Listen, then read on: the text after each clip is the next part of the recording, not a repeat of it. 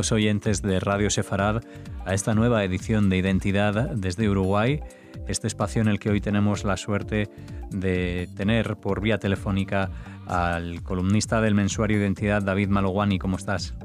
¿Qué tal? ¿Cómo están ustedes por allá? Bueno, encantados de tenerle aquí en Radio Sefarad para que nos hable de Theodor Herzl, para deconstruir su legado, supongo, dentro de todo lo que supuso el desarrollo de su persona. Muy bien. Mira, yo he tenido presente varias fechas al Teodoro Herzl que vamos a deconstruir. Es a uno de los Teodoro Herzl, porque hubo más de uno, como nos pasa a todos, que tenemos una vida. Herzl no tuvo una vida larga, pero sí tuvo una vida intensa. Al que vamos a deconstruir es al Herzl que se plasmó en el libro El Estado Judío. Y para ello hay que tener en cuenta varios momentos históricos, varias fechas. La primera, el 1 de marzo de 1881, donde un grupo de revoltosos asesina al zar Alejandro II de Rusia, generando una situación de inestabilidad política que motivó una contrarrevolución, por llamarlo de alguna manera, donde algunas de las principales víctimas fueron los judíos. Eso generó una ola de refugiados, la mayoría de los cuales se fueron a vivir a Estados Unidos, por eso que en Estados Unidos tenemos 4 o 5 millones de judíos que no fueron a Estados Unidos en la época del nazismo, que las fronteras estuvieron prácticamente cerradas, sino que fueron en este periodo de la historia. Es decir, ¿qué tenemos entonces en el mundo? Una crisis de refugiados. El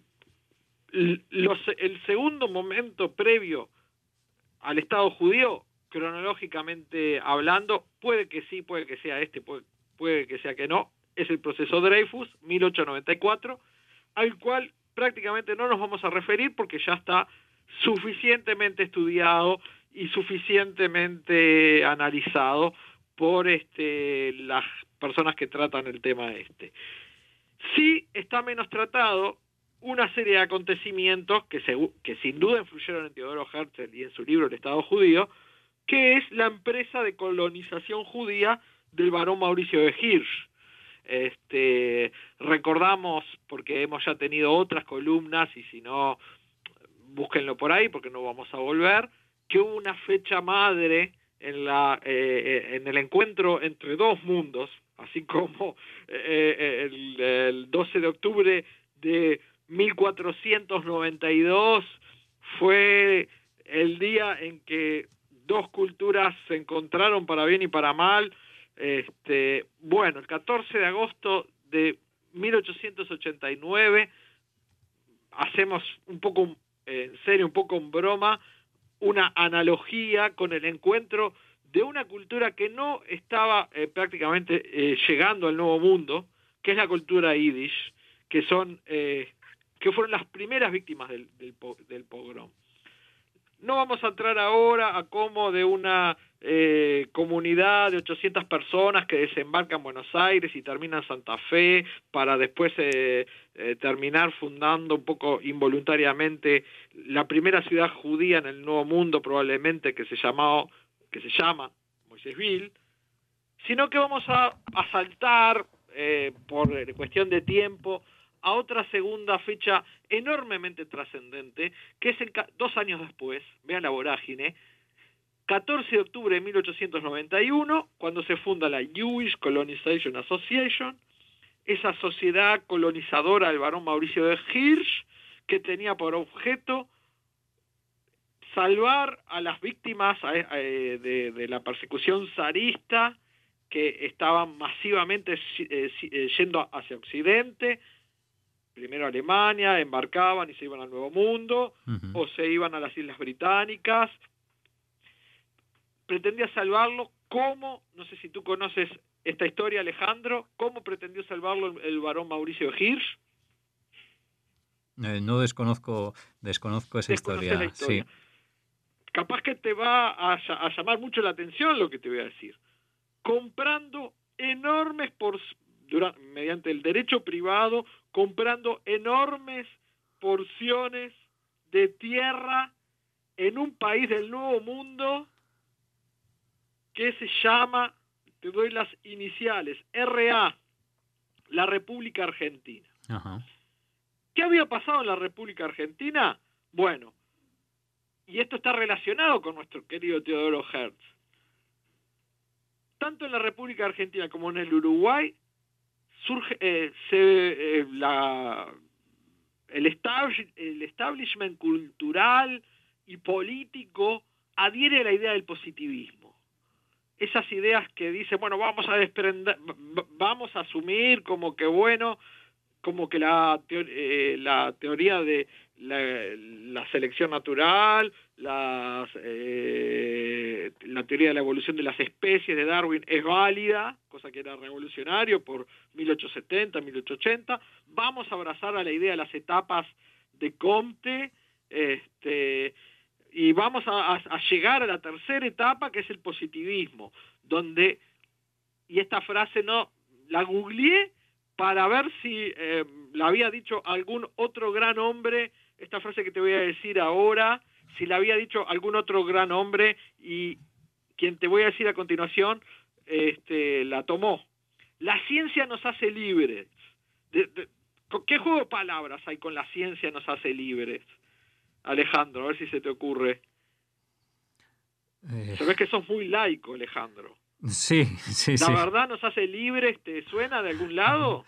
Sí, la verdad nos hará libres, sí. ¿De quién? Dilo sin miedo. Empieza con J y termina con S, en español.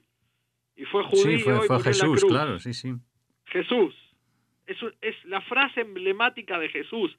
Es la frase o el pensamiento que desde el año 300 después de Cristo hasta 1800 y algo rigió Occidente. La verdad nos hará libres.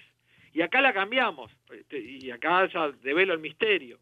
La frase pasa a ser, la ciencia nos hace libres. ¿Y dónde está la frase, la ciencia nos hace libres? En el Estado judío de Teodoro Herzl.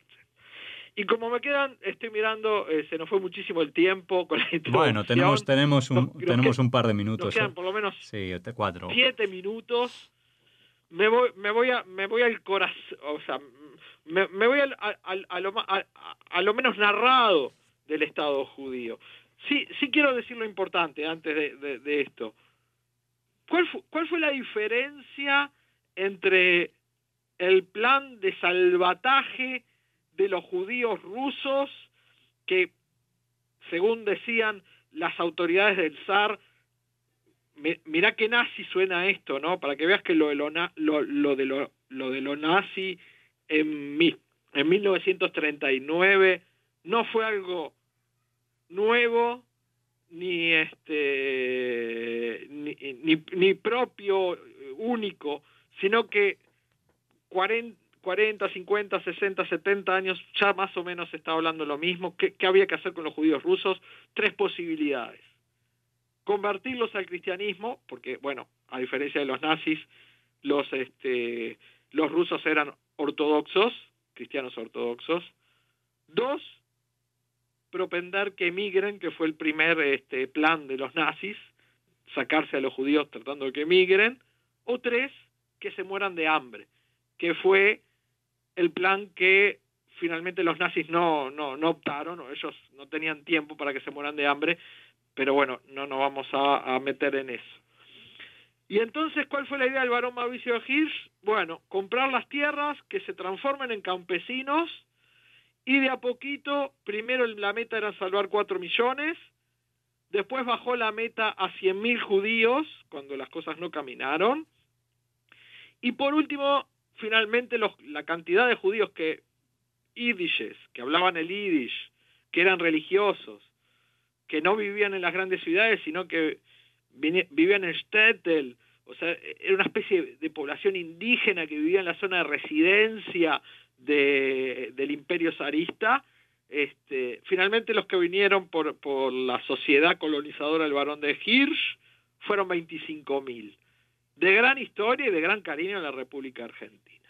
Y entonces, ¿cuál fue la gran innovación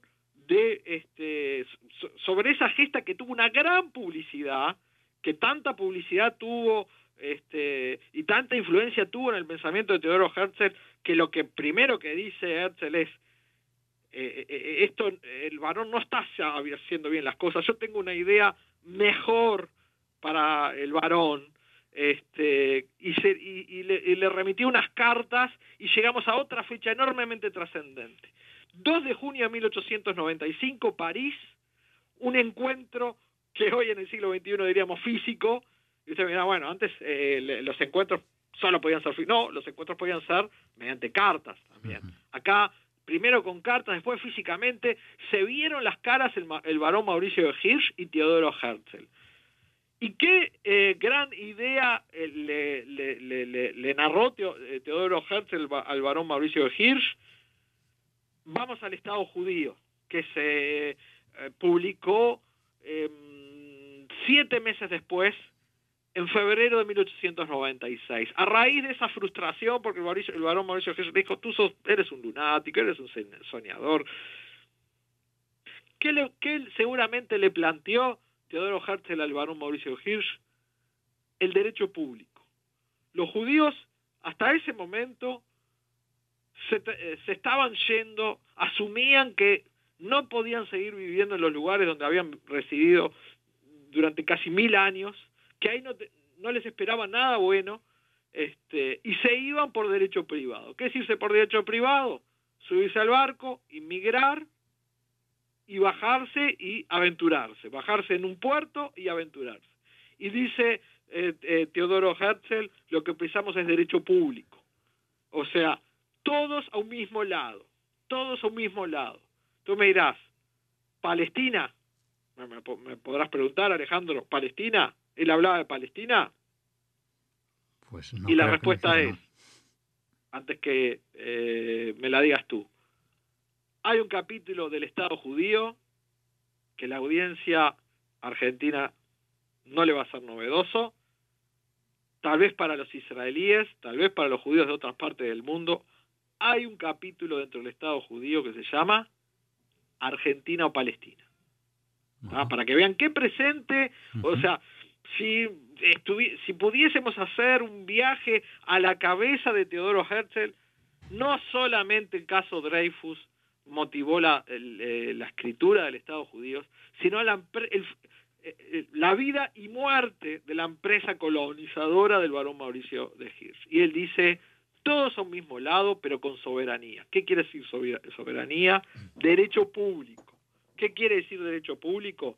Que el concierto de las naciones o de las potencias estén de acuerdo que en un lugar del mundo que para al momento de la confección del Estado judío era secundario, en un lugar del mundo las potencias tenían que abrirle el puerto a las masas de refugiados judíos, que se parecerían mucho a las masas de refugiados sirios que vimos hace 2 o 3 años, abrirle las puertas y dejarlos una palabra que en ese momento sonaba maravillosa, y que hoy el buen pensamiento, yo me refiero a buen pensamiento un poco con ironía, porque lo que hoy es buen pensamiento, mañana es mal pensamiento. Entonces es una cuestión que va cambiando día a día. La palabra esa que se usaba y que era bien vista en esa parte del pensamiento y del siglo, en los últimos 20 años del siglo XIX, era la palabra colonización. Que los judíos vayan a colonizar un país. Y leo una frase y termino.